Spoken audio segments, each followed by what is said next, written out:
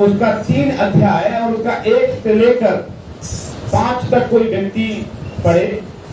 प्रेरितों के काम उसका 3 अध्याय और उसका 1 से लेकर 5 तक कोई व्यक्ति पढ़े। पतरस और यूहन्ना तीसरे पहर प्रार्थना के समय मंदिर में जा रहे थे। ऐसा लिखा हुआ है कि एक वचन है जो गौर से सुनेंगे आप लोग, और ये वचन आपको YouTube पर भी अवेलेबल है। और जो लोग YouTube चलाते हैं, आप YouTube पर जाकर हमारा चैनल पास्टर सैमुअल सुमन सब्सक्राइब कर सकते हैं और मसीह भाइयों को फॉरवर्ड कर सकते हैं ताकि ये संदेश कई लोगों तक पहुंच सके। हालेलुया, हालेलुया, प्रभु को धन्यवाद हो। आइए हम परमेश्वर के वचन पर चले। और यहाँ ऐसा लिखा हुआ है, एक कहानी है, एक कहानी है, एक ऐसे कहानी है एक व्यक्ति की जो व्यक्ति जन्म से लंगड़ा था, और ऐसा लंगड़ा था कि अगर मैं कहूँ कि उसकी पैर पूरा चिपका हुआ था, वो कभी जीवन में सीधा नहीं हो सकता था। ऐसे एक लंगड़े व्यक्ति की कहानी है, और वो उस समय की कहानी है जब यीशु मसीह दुनिया से स्वर्ग चले गए थे। वहाँ कौन रह गए थे? यीशु मसीह के चेले। और आप और मैं यीशु मसीह के चेले हैं, और आप और मैं, मुझको भी परमेश्वर ने वही सामर्थ्य दिया। हालेलुया।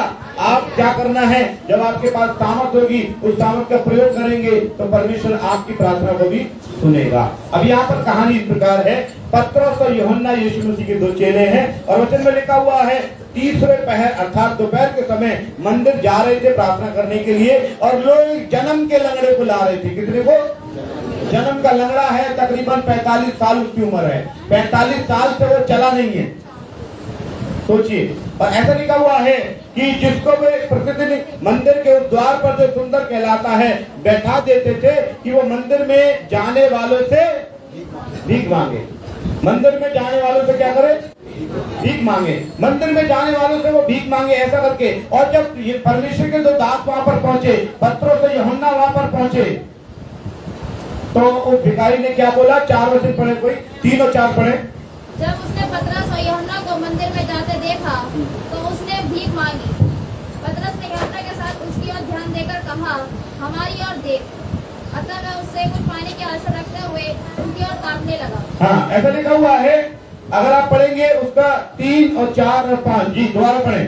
जब उसने पतरस और यूहन्ना को, जब वो जन्म का लंगड़ा जब वहां पे था तो वो भीख मांगता था, उसने प्रभु के 2 चेलों को देखा, और चेलों को देखने के बाद ऐसा लिखा हुआ है कि चेलों को देखने के बाद उसने क्या किया? उनसे भीख मांगी। और पतरस ने और यूहन्ना ने क्या बोला? 4 पद में पतरस यूहन्ना के साथ उसकी ओर ध्यान से देखकर कहा, पतरस यूहन्ना ने उसकी ओर ध्यान से देखा। किसकी ओर? हाँ, ध्यान से देखकर कहा, क्या बोला? हमारी ओर देख। हमारी ओर देख। पतरस और यूहन्ना क्या कह रहे भिखारी से? क्या बोल रहे हैं? आप किसकी ओर देख रहे हैं?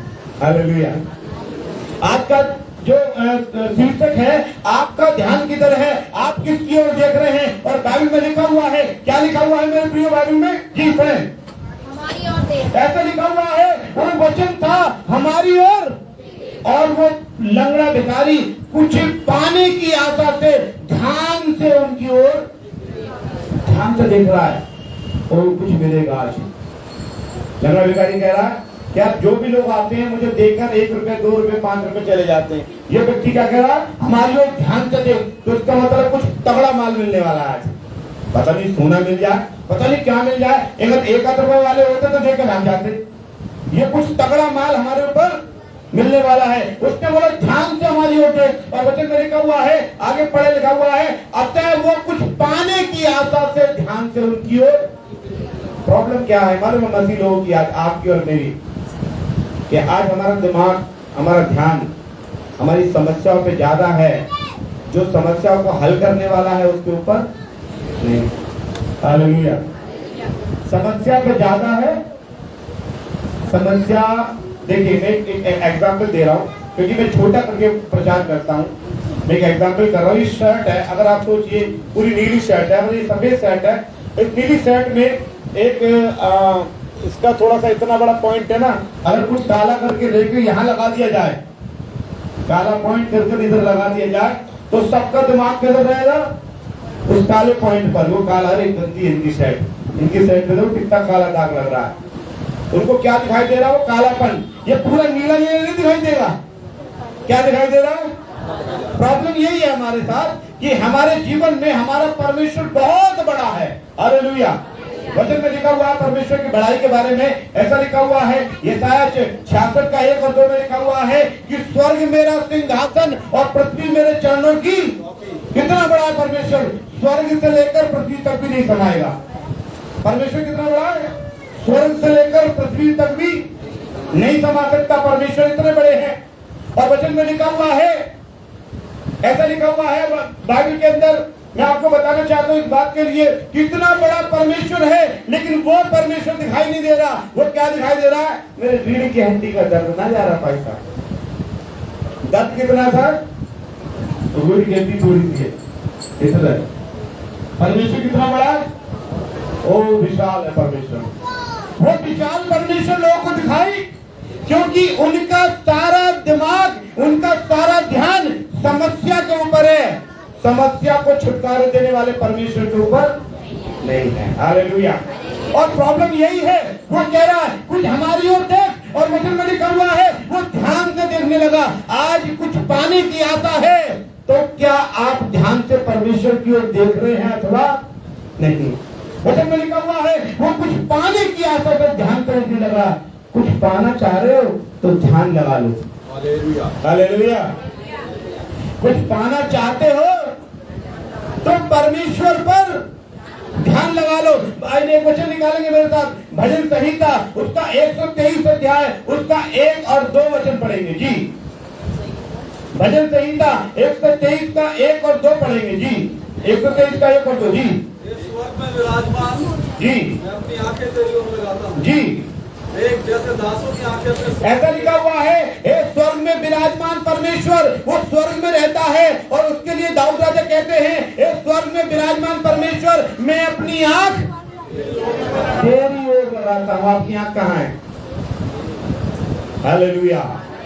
मैं अपनी आंख तेरी ओर लगाता हूं। आंख हमारे में जो समस्या की तरफ लगाते हैं ना, समस्या ठीक हो जाती है 1 हफ्ता 2 हफ्ता 3 हफ्ते बाद। फिर मैंने बहुत से लोग देखते हैं अब पहला तो फायदा होगा, कोई फायदा ना हो रहा, इसलिए हम अब जाएंगे नहीं प्रार्थना में। कई लोग आते आते भी भाग जाते हैं।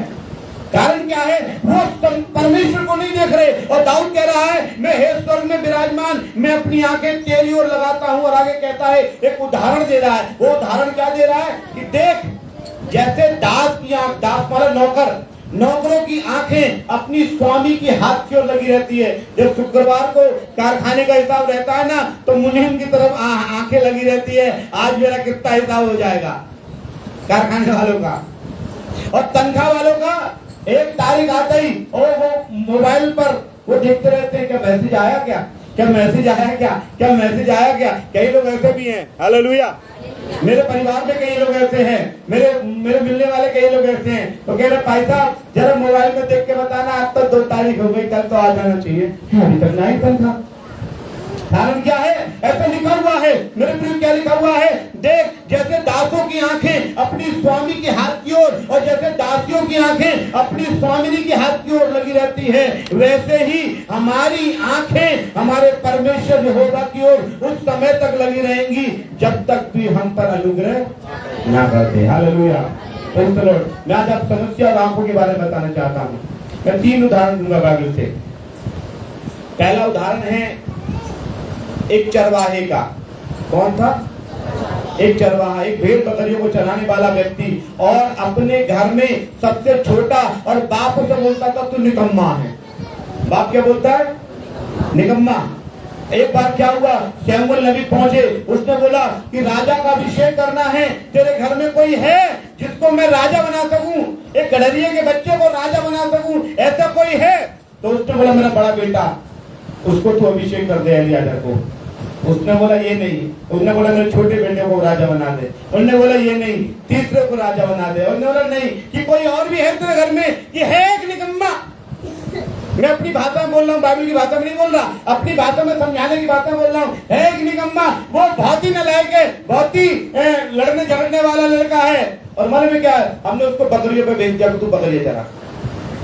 वो घर से जितना दूर रहेगा उतना ही घर में शांति रहेगी। और वो बकरियां चराया करता था, मालूम है बाइबल लिखा हुआ है 10 तार वाले बाजे लेकर वो प्रभु की स्तुति करता रहता था। हालेलुया।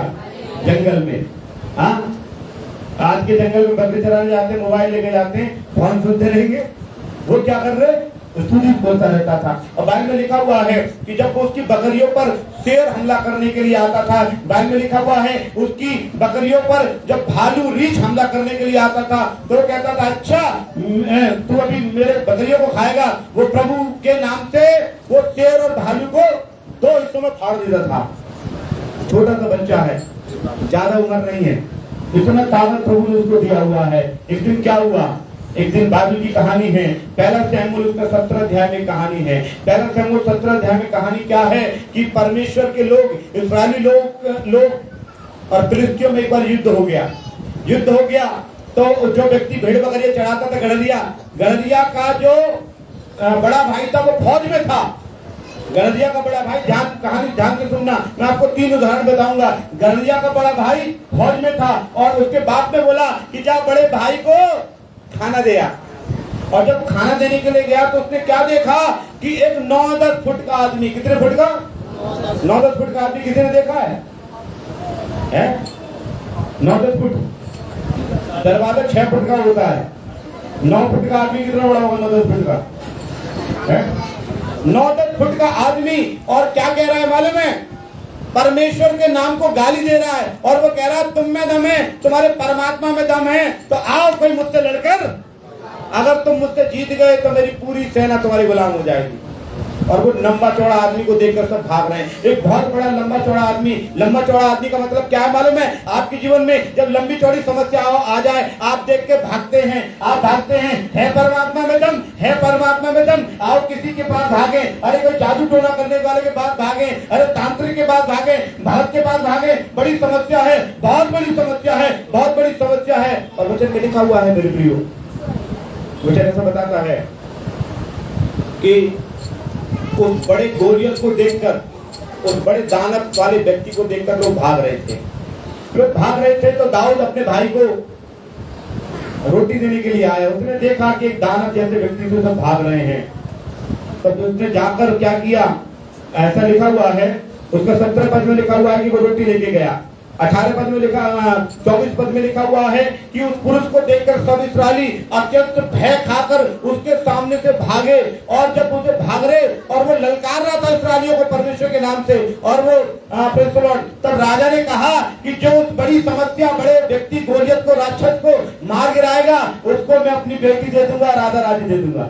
कोई है वो व्यक्ति जो अपने भाई को राशन देने आया था, खाना देने आया था, वो जाके बोलता, गुस्सा होता, अरे ये मेरे परमेश्वर के नाम को गाली दे रहा है कि तुम में दम है तो आओ लड़ लो मुझसे। तो कह रहा मैं लड़ूंगा। उसका भाई सब लोगों ने डांट रहा, पागल है क्या तू, छोटा सा बच्चा, तू पागल है, तू खाना देने आया, खाना दे, भाग यहाँ से, तू ये लड़ाई देखने में तो बड़ा मजा आता, भाग यहाँ से। उसने बोले नहीं, मैं इस बड़ी समस्या से, कारण क्या है, लोग क्यों भाग रहे थे और जो छोटा बच्चा क्यों लड़ना चाहता था?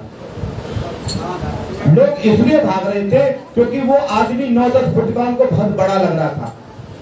जो परमेश्वर को गाली दे रहा है वो क्या उसे बहुत बड़ा लग रहा था। किनको? लोग को, राजा को, सेना को।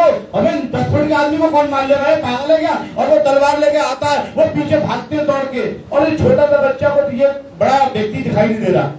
उसे क्या दिखाई दे रहा? मेरे परमेश्वर के नाम को गाली दे रहा। उसे क्या दिखाई दे रहा है? लोगों को, बड़े बड़े वीर योद्धाओं को, सेना के बड़े बड़े सेनापतियों को दिखाई दे रहा है। लंबा चौड़ा आदमी है, इसकी तलवार ऐसी है कि एक साथ 4 को काट दे, इतनी बड़ी तो तलवार है उसकी, और बड़ा खतरनाक आदमी लग रहा है। भागो, हम बच नहीं पाएंगे, हम मार डालेगा। और वो व्यक्ति कह रहा है, जाने मेरे परमेश्वर के नाम की गाली थी, किसी ने नहीं बताऊं क्यों? उसे दिखाई दे रहा था मेरा परमेश्वर बड़ा है। और सेना को क्या दिखाई दे रहा था? वो गोलियत बड़ा है। हालेलुया। आपको क्या बड़ा दिखाई दे रहा है? आपकी बीमारी बड़ी दिखाई दे रही है, आपकी कैंसर बड़ी दिखाई दे रही है, आपकी गर्भ की अवस्था बड़ी दिखाई दे रही है। आपको क्या बड़ा दिखाई दे रहा है? हालेलुया। उसको उन लोगों को दिखाई दे रहा था ये बड़ा लंबा चौड़ा आदमी है। तब राजा के पास जाके बोलता है मैं लड़ूंगा। राजा बोला नहीं, तू जा, पागल है, चला जा। राजा को जब उसने ज्यादा दबाव डाला, राजा ने अपना पोशाक पहनाई लड़ने वाली। और वचन में लिखा हुआ है जब उस बच्चे ने पोशाक पहन ली तो ऐसा लिखा हुआ है कि वो हिलडुल भी नहीं पा रहा था, क्योंकि युद्ध में जाने के लिए आप देखे होंगे आजकल सीरियल और टीवी में देखे होंगे, राजा लोग पोशाक पहनते हैं तलवार की, झिलम बिलम की, कि तलवार ना लगे, भाला वाला, मतलब बड़ा कॉस्ट्यूम उनका बहुत भारी होता है। और जब उस बच्चों को बनाया गया, चल तू ही लड़ ले, जाके जा लड़ ले, तो वो बच्चा हिल भी नहीं पा रहा। उनने बोला, अपने राजा से बोला, अपने तलवार को, अपने ढाल को, अपने भाले को और अपने झिलम को जो तूने मुझे पहनाया है, ये तू अपने पास रख, मैं इससे लड़ूंगा, परमेश्वर के नाम से लड़ूंगा। हालेलुया। वो सब बोलने पागल है, पागल है। 37 पद पढ़ेंगे, कोई व्यक्ति पढ़े जी। फिर दाऊद ने कहा, हाँ, मुझे दाऊद ने कहा, क्या बोला दाऊद ने? यहोवा ने मुझे शेर और भालू दोनों के पंजे से बचाया है, वही उस फलिस्ती के हाथ से भी मुझे बचाएगा। उसके दिमाग में क्या था? मेरा उसे क्यों क्या दिखाई दे रहा था? उसे क्या दिखाई दे रहा था दाऊद को? परमेश्वर। वो कह रहा है, मैंने शेर और भालू को फाड़ के फेंक दिए, परमेश्वर के नाम पे ये है क्या चीज? और वचन में लिखा हुआ है कि आगे हम पढ़ेंगे उस कहानी को, बड़ा अच्छी कहानी है। और उसने वो, क्योंकि वो बकरियों को हाका करता था, तो उसके पास में था गोफन। गोफन समझते हैं आप लोग? देखे ना, एक कपड़े का होता है, लकड़ी कपड़े का, उसमें जो बकरी चराने वाले हैं, उसमें पत्थर भर के घुमा के उनको चिड़िया कोई भगाते खेतों में, और तो वो था, क्योंकि बकरी जो चराने वाला था, तो उस पर तलवार तो उठ नहीं पा रही थी राजा की। उसने अपना गोफन लिया, 5 पत्थर लिए। कितने? 5 पत्थरों की भी अलग कहानी है, एक ही कहानी है, एक पत्थर का मतलब अलग अलग है, ठीक है। 5 पत्थर लिए, और वचन में लिखा हुआ है 5 पत्थर लेकर वो उसी लड़ने वाले योद्धा के पास चला गया। और 41 वचन से पढ़ेंगे कोई जी। चलते चलते दाऊद के निकट पहुंचने लगा जी, जो जन उसकी बड़ी ढाल लिए था, उसके आगे आगे चला। हाँ, अब देखिए, एक अजीब बात बता रहा हूँ, 2 बात बताऊंगा, आप सुनना। अभी हमने 47 में क्या पढ़ा, 37 में क्या पढ़ा? दाऊद ने कहा यहोवा ने मुझे शेर और भालू दोनों के पंजे से बचाया है। उसकी सोच क्या थी? परमेश्वर ने मुझे बचाया है। किससे बचाया? शेर से और भालू से। कोई लड़ लेगा क्या इंसान? एक 14 साल का लड़का लड़ लेगा क्या? बाइबल के इतिहासकार बताते हैं कि वो लड़का 14 से 16 साल के बीच का था। 14 का होगा या 16 का होगा, चाहे 16 का हो चाहे 14 का हो। क्या शेर से लड़ सकता है? भालू से लड़ सकता है? उसकी सोच में क्या था? समस्या के समय, जब समस्या थी, इतनी बड़ी 9 फुट की 10 फुट की समस्या है, समस्या के सामने उसकी सोच क्या थी? कि मुझे परमेश्वर ने बचाया। आपकी सोच क्या है जब बीमारी आती है? पहले हम नए आए तो हमारी मोती जला तो चला वो, अब 3 दिन तक सर को दर्द नहीं आ रहा। वो दाऊद की सोच क्या थी? पहले उसने मुझे बचाया और अभी भी वही पहले ठीक कर दिया, अब नहीं करेगा। पहले उसने, जैसे अभी गवाही थी 5-6 साल पहले, 6 साल से बच्चे नहीं हो रहे थे, पहले बच्चे दे दिए, अब नहीं देगा क्या? हालेलुया। एक महिला की एक कहानी थी। एक महिला की कुआं थी के अंदर अलीगढ़ में। मैं जब गया, एक बच्चा था, उसका नाम था अमरदीप, मुझे आज भी याद है। उस बच्चे को टाइफाइड हो गया, मोती जला जिसे कहते हैं। इतना टाइफाइड खतरनाक हो गया कि वो मरने की स्थिति में पहुंच गया। और उस समय उस औरत के, उस अमरदीप के अलावा 2 बच्चे और थे, मतलब 2 बच्चे और थे, छोटे छोटे थे। और उस लेडीज के लिए हमने प्रार्थना किया था। 12 साल बाद औलाद हुई थी अमरदीप। कितनी? 12 साल बाद। वो पहले धनीपुर मंडी में रहा करती थी। 12 साल बाद औलाद हुई, परमेश्वर ने दी, हमने प्रार्थना किया। और जब 12 साल बाद औलाद हुई तो वो बच्चा बड़ा हो गया, 8-10 साल का हो गया। 8-10 साल के बाद उसको मोती जला हो गया, या टाइफाइड जिसे कहते हैं, शुद्ध भाषा में मोती जला, वो हो गया। और बच्चा मरने की स्थिति में था। और रो रही थी, बहुत भयानक रो रही थी। अचानक से मैं साइकिल पे, मैं उस समय साइकिल से जाता था प्रार्थना करने। साइकिल से जब मैं पहुंचा, वो मुझको देख के कहने लगी, अच्छा हुआ तुम आ गए, नहीं तो हम कहीं गौतानी के पास ले जा रहे थे। मैं नहीं जानता था गौताना किसे कहते हैं, इसका मतलब भरत या तांत्रिक कहते हैं। हम गौतानी के पास ले जा रहे थे, अच्छा हुआ तुम आ गए, और जब तुम ही ठीक कर लो, तुम्हारे यीशु मसीह ठीक कर ले तो ठीक है, अन्यथा हम जाकर ले जा रहे हैं। मुझे बहुत गुस्सा आया। गुस्सा क्यों आया? मैंने बोला जब 12 साल, मैंने ऐसी गुस्से में बोला, मैंने बोला 12 साल पहले लल्ला ना आए तब तो यीशु मसीह याद आ रहे, अब यीशु मसीह ने 3 लल्ला दे दिए तो यीशु मसीह बुरा हो गया। आदमी पहली बात को भूल जाता है, अब ठीक क्यों नहीं कर रहा। वो दाऊद के दिमाग में क्या थी, पहले भी बचाया अब भी बचाएगा। हालेलुया। आपकी सोच क्या है, आपकी सोच परमेश्वर, समस्या के समय आपकी सोच क्या है, समस्या के समय आपकी सोच क्या है, ये परमेश्वर देखता है। परमेश्वर क्या देखता है। अब इस समय दाऊद की सोच क्या है, तो दाऊद की सोच है, अरे प्रभु तूने पहले ही बचाया अब भी बचाएगा, ये सोच है दाऊद की। तब मालूम क्या हुआ, वचन में लिखा हुआ है कि दाऊद लड़ने के लिए गया, तो वो आगे बहुत लंबा हो जाएगा इसलिए शॉर्ट कर रहा हूँ। 43 वचन में लिखा हुआ है कि फिलिस्ती ने दाऊद से कहा, क्या मैं कुत्ता हूं कि तू लाठी लेकर मेरे पास आया है। और फिलिस्ती अपने देवताओं का नाम लेकर दाऊद को कोसने लगा।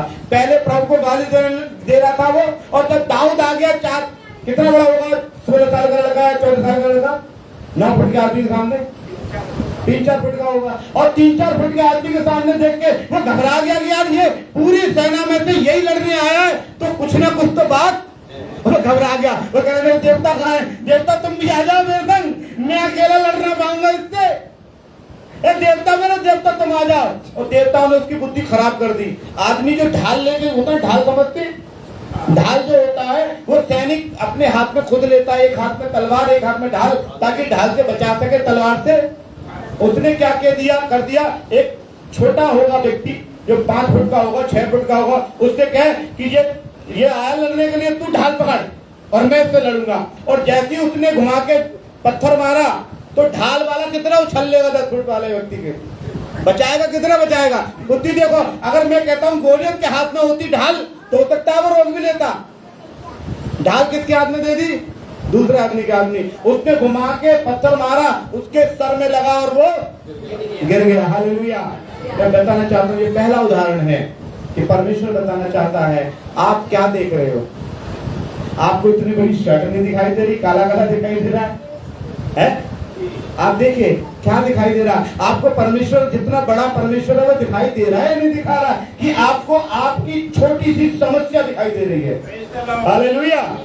समस्या के प्रेस और एक बात मैं बताना चाहता हूँ, थोड़ा सा मुझे बोल रहा हूँ। समस्या का जब समाधान से पहले, अगर आपके जीवन में समस्या है तो उसके समाधान से पहले आपको अपने पाप को स्वीकार करना पड़ेगा और पापों की क्षमा की प्रार्थना जरूर मांगनी पड़ेगी। समस्या तब खत्म होगी, पाप को स्वीकार करना पड़ेगा। और ऐसा नहीं है कि कोई व्यक्ति कहे कि मैं तो पापी हूं ना, सारे वचन में लिखा सबने पाप किया, सब पापी हैं, इवन मैं भी पापी हूं। हालेलुया। लेकिन मेरे पाप को कलवरी क्रूस पर यीशु मसीह ने ले लिया है। हालेलुया। तो मैं बताना चाहता हूँ, एक कहानी और मैं बता रहा हूँ आपको, एक कहानी और है। उस कहानी डैनियल नबी की किताब, उसका 6 अध्याय 16 पद और 19 से 22 में मिलेगी। वो कहानी क्या है, एक राजा ने बहुत बड़ी मूर्ति खड़ी कराई। एक राजा ने क्या खड़ी कराई, बहुत बड़ी मूर्ति, सोने चांदी और पीतल तांबे की मूर्ति खड़ी कराई। और राजा ने बोला, अगर कोई इस मूर्ति के आगे नहीं झुकेगा तो उसको मैं कहाँ डाल दूंगा, शेरों के पिंजरे में, भूखे शेरों के पिंजरे में। अब एक व्यक्ति था जिसका नाम डैनियल था, और वो तो प्रार्थना करने वाला व्यक्ति था। और बाइबल में लिखा हुआ है वो एक उपवास करता था। बाइबल में लिखा हुआ है वो 3 टाइम प्रार्थना करता था। बाइबल में लिखा हुआ है उस जमाने में प्रार्थना करने पर बैन लगा दिया था। आज के जमाने में तो लगाया भी नहीं है, लोग कितना डरे हुए हैं ना। उस जमाने में प्रार्थना पर बैन था कि अगर कोई प्रार्थना भी करेगा तो क्या हो जाएगा, मार डाला जाएगा। प्रार्थना करेगा मार डाला जाएगा। और जब उसको लोगों ने बोला राजा से, राजा तुझे मालूम है दानियल नाम का एक व्यक्ति है जिसको तूने मंत्री बना रखा है, वो क्या करता है, दिन में 3 बार प्रार्थना करता है। तूने तो कहा है जो प्रार्थना करेगा उसको मैं मार डालूंगा, वो तो तेरे संग रहता है 3 बार। और राजा ने पूछा, हाँ भाई तू प्रार्थना करता है? कई लोग कहते हैं साहब, भाई साहब हम ड्यूटी पे जाते, लोग कहते हैं प्रार्थना करते हो तुम्हें मार डालेंगे। राजा ने बोला, हाँ भाई तू मेरा नौकरी कर रहा है, तू प्रार्थना करता है? उसने बोला, हाँ मैं अपने जीवन से परमेश्वर की प्रार्थना, तो तुझे बिल्कुल भी भय नहीं है कि मैंने कहा कि जो प्रार्थना करेगा उसे शेर की पिंजरे में? उसने बोला, नहीं मुझे कोई फिक्र नहीं है। और दानियल की किताब उसका 6 अध्याय का 16 पद पढ़ेंगे, बस पढ़ना है।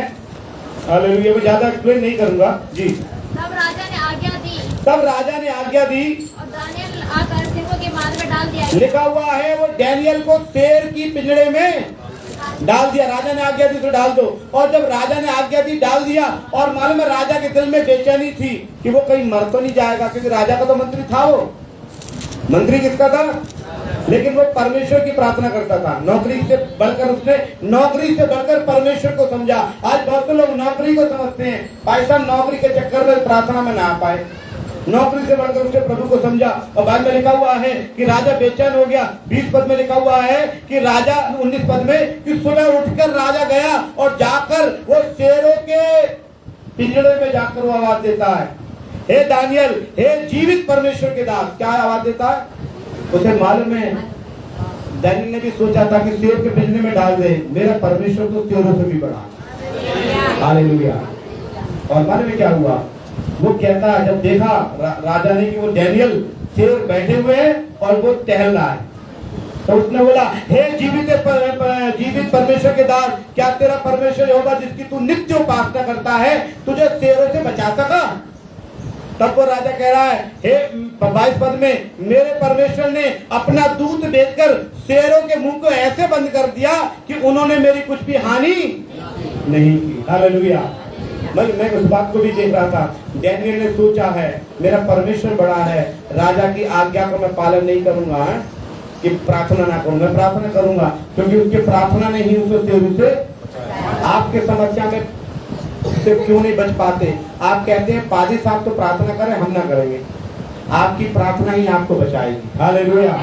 तीसरा एक उदाहरण और है उसी में, डैनियल की किताब में। एक 2-3 मित्र थे, शद्रक, मेशक, अबेदनगो, और उसके बारे में लिखा हुआ 3 अध्याय का 15 वचन में। मुझे बड़ा अच्छा लगता है वो वचन, मैं आपको जरूर पढ़वाऊंगा। मैं चाहता हूँ लास्ट पढ़े, हम समाप्त करने जा रहे हैं, हम उसको पढ़े। तो एक 3 व्यक्ति को राजा ने बोला कि जो मेरी मूर्ति को उपासना नहीं करेगा उसको मैं आग में डाल दूंगा। धधकते हुए भट्टे में 3 व्यक्ति पकड़े गए जो मूर्ति का आराधना। राजा ने बोला तुम्हें बिल्कुल डर नहीं है, अब तुम्हें हम आग के भट्टे में डाल देंगे। तो 16 वचन में लिखा हुआ है, उन लोगों ने कहा, शद्रक, मेशक, अबेदनगो ने राजा से कहा, हे राजा नबूकदनेस्सर, इस विषय में तुझे उत्तर देने के लिए मैं कुछ भी प्रयोजन जान नहीं पड़ता। हमारा परमेश्वर जिसकी हम उपासना करते हैं वो धधकते हुए भट्टे की आग में बचाने की शक्ति। तो कह रहा तेरी आग बड़ी नहीं है, मेरा परमेश्वर बड़ा है। तू भट्टे में डालेगा, मेरा परमेश्वर बड़ा है। मेरा परमेश्वर इतना बड़ा है कि इस आग के भट्टे से बचाने की शक्ति। वो कह रहा है राजा तेरे हाथ से भी वो बचा सकता है, परंतु कह रहा है यदि नहीं तो, यदि इसका मतलब ना भी बचाए तब भी तेरी मूर्ति के आगे तो मैं झुकने वाला नहीं हूँ। और बाद में लिखा हुआ है उनको आग के भट्टे में डाल दिया गया और ऐसा बोल दिया 7 गुना और धधका दो, 7 गुना और धधका दो। और फिर राजा को बेचैनी हो गई कि वो चैलेंज देके गया है कि मेरा परमेश्वर बड़ा है, तेरी आग बड़ी नहीं है। वो राजा को चैलेंज देके गया था, राजा को खलबली हो गई। और बाद में लिखा हुआ है कि राजा ने उनसे पूछा तुमने डाल दिया आग की भट्टी में? तो जो डालने वाले थे वे झुलस गए, वो डालने वाले झुलस गए, खत्म हो गए, समझ लीजिए झुलस गए वो डालने वाले। और जब राजा गया और राजा ने जाकर, आप पद पढ़ेंगे प्रेज़ द लॉर्ड, 24 पद में लिखा हुआ है, नबूकदनेस्सर ने अपने मंत्रियों को, अपने सब लोगों को बुलाकर भेजा कि बताओ मैं आग में कितने आदमी डलवाए थे? कितने डलवाए थे? 3। और राजा कह रहा है, कुछ लोग कह रहे हैं अरे राजा साहब आपको मालूम है आपने 3 डलवाए थे आग में। आग में कितने हैं?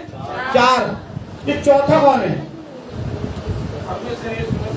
चौथा कौन है? यीशु मसीह है वहां पर। और आगे लिखा हुआ है 25 पद पढ़े जी। फिर उसने कहा अब मैं देखता हूँ 4 पुरुषों को आग के बीच में खुले हुए टहलते देख रहा हूँ और उनको कुछ हानि। और चौथा जो पुरुष है वो यीशु मसीह की तरह है। हालेलुया। और मालूम है क्या हुआ? उनको बुलाया गया, आग में से निकाला गया और उनके कपड़े चेक करे गए, उनके मोजे चेक करे गए और वचन में का गंध सूंघ रहे थे। उनने बोला उनके मोजों में से भी जलने की बदबू। हालेलुया। मैं इस बात को बताना चाहता हूँ, इतना बड़ा लंबा चौड़ा वचन का एक मीनिंग है। वो एक मीनिंग क्या है मालूम है? कि आप समस्या को देख रहे हो, आप आपके साथ जो खड़ा हुआ परमेश्वर है उसको कभी गौर। एक गाना है, ये मत कहो खुदा से मेरी मुश्किलें बड़ी है, मालूम है किसी को? एक गाना है, ये मत कहो खुदा से मेरी मुश्किलें बड़ी हैं, इन मुश्किलों से कह दो मेरा खुदा बड़ा है। गाना एक है, इन मुश्किलों से कहो अरे दुष्टात्मा यीशु के नाम से निकल जा, क्योंकि मेरा परमेश्वर बड़ा है। ए बीमारियों, ए दर्द, यीशु के नाम से निकल जाओ, क्योंकि मेरा परमेश्वर यीशु ने इस दर्द को कलवरी क्रूस पर झेल लिया है। हालेलुया। आप समस्या को ना देखें मेरे प्रियो। एक वचन लास्ट पढ़कर हम समाप्त करेंगे। वचन 2 वचन पढ़ेंगे। भजन संहिता 25 का 11 पढ़े और एक व्यक्ति निकाले इब्रानियों 11 अध्याय का 3 वचन। पहले निकाले भजन 25 का 11 जी। हे यहोवा अपने नाम के निमित्त लिखा हुआ है, हे यहोवा अपने नाम की, नहीं 25 का 11 पढ़नी बहन। भजन संहिता 25 का 11 है। क्या है? पढ़ो। हे यहोवा अपने नाम के निमित्त जी। मेरे अधर्म को जो बहुत है क्षमा कर। हाँ नहीं 25 का 15 सॉरी। हाँ मेरी आंखें सदैव लिखा हुआ है, मेरी आंखें सदैव यहोवा पर टकटकी लगाए रहती हैं, क्योंकि वही मेरे पांव को जाल में से छुड़ाएगा। आपको परमेश्वर कह रहा है, वो ध्यान से कुछ पाने की आशा से टकटकी लगाकर देखने लगा। वचन में लिखा हुआ वो लंगड़ा भिखारी, लिखा हुआ है कुछ पाने की आशा से ध्यान से देखने लगा। आप चर्च में आए हैं, कुछ पाने की आशा से ध्यान से प्रभु पर निगाह लगाओ। इधर उधर मत देखो, उधर उधर मत ताक, परमेश्वर पर निगाह लगा। आगे लिखा हुआ है इब्रानियों 11 का 3 पढ़ेंगे जी। इब्रानियों 11 का 3 पढ़े जी। विश्वास से हम जान जाते हैं हाँ जी। सारी सृष्टि की रचना परमेश्वर के वचन के द्वारा हुई है। इब्रानियों 11 का 3। अच्छा 12 का देखना। ये नहीं कि जो कुछ देखने में आता एक मिनट हिब्रू 12 अध्याय इसलिए उस पर ध्यान करो एक 12 का 3 सॉरी। हाँ इसलिए उस पर ध्यान करो जिसने अपने विरोध में पाप हालेलुया लिखा हुआ, उस पर ध्यान करो। किस पर? यीशु मसीह पर। आपका ध्यान यदि इधर उधर है तो मेरे प्रियो मैं आज ही कहता हूँ कि आप हटा लीजिए। इब्रानियों 12 का 2 में बड़ा अच्छा लिखा हुआ है, और विश्वास के कर्ता और सिद्ध करने वाले यीशु मसीह की ओर, किसकी ओर ताकना है? विश्वास करता। आप अपने घाव को मत देखो। कल एक घर में गया मैं, तो कह रहा भाई साहब मेरा घाव में बहुत दर्द हो रहा है। मैंने बोला आपसे ज्यादा दर्द यीशु मसीह ने कलवरी क्रूस पर रखा है। उस दर्द को देखो और परमेश्वर आपको चंगाई। Hallelujah hallelujah hallelujah. कई बार मैंने मरीजों को देखा है, मरीज तो बोलते हैं इसे अस्पताल ले जाओ, इसे अस्पताल ले जाओ, और अस्पताल जब दूर से दिखाई देता है उसका लाल निशान क्रॉस वाला, लोगों को तसल्ली हो जाती है कि अब हमें कुछ फायदा हो जाएगा। हालेलुया।